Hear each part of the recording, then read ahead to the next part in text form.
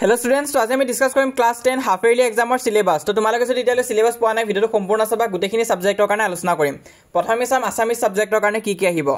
তো ইয়াত tricks in দিয়া হয় দেখা পাইছা হাফ ইয়াৰলি আৰু এনুৱেল এক্সামৰ কাৰণে আছে, মানে তোমালোকৰ মেট্ৰিক পৰীক্ষাৰ কাৰণে আছে চাই যোৱা। তো ইয়াতে সব তোমালোকে উদ্যোগী অহা আহিব আৰু ভাৰতীয় সংস্কৃতি আহিব। দুটাই তোমালোকে দেখা পাইছা হাফ ইয়াৰলি টিক দিয়া হৈ আছে। তো হাফ ইয়াৰলি এক্সামত আহিব, কিন্তু সব অসমৰ জনগোষ্ঠীৰ গাঁথনি আৰু সংস্কৃতি এই চেপ্টাৰটো টিক দিয়া হোৱা নাই, এটো কিন্তু হাফ ইয়াৰলি এক্সামত নাহে।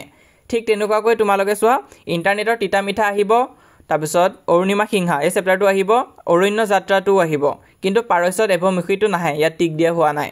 তাৰপিছত নেক্সট তোমালোকে চোৱা বৰগীত জিকিৰ আহিব, প্ৰশস্তি আহিব, কিন্তু মই অসমীয়াৰ দৃষ্টান্তৰ এই দুটা চেপ্টাৰ নাহে।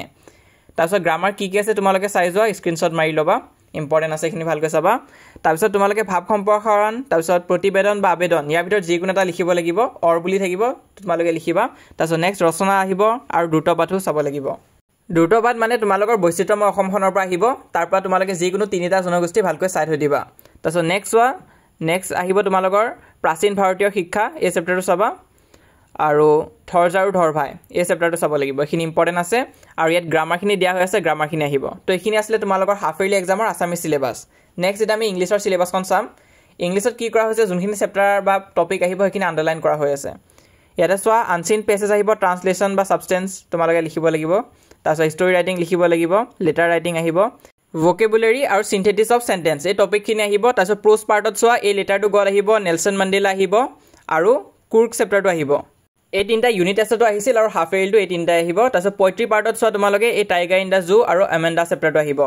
তাৰপিছত ছাপ্লিমেণ্টেৰীৰ পৰা তোমালোকে চাব লাগিব মিড নাইট ভিজিটৰ আৰু কুৱেশ্যন অফ ট্ৰাষ্ট এই দুটা চেপ্টাৰ চাব লাগিব, এই দুটা আহিব।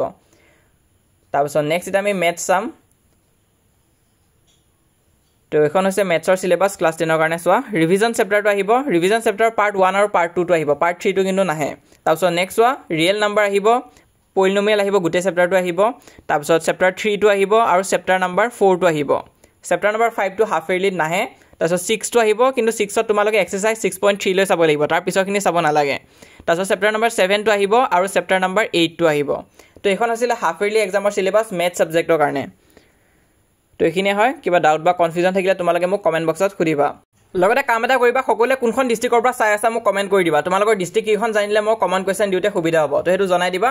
তাৰপিছত নেক্সট আমি ছায়েন্সৰ চিলেবাছ ডিছকাছ কৰিম, ছায়েন্সৰ পৰা কি আহিব ইয়াত চোৱা। চেপ্টাৰ নাম্বাৰ 1টো আহিব হাফ ইয়াৰলি এক্সামত, 2টো আহিব।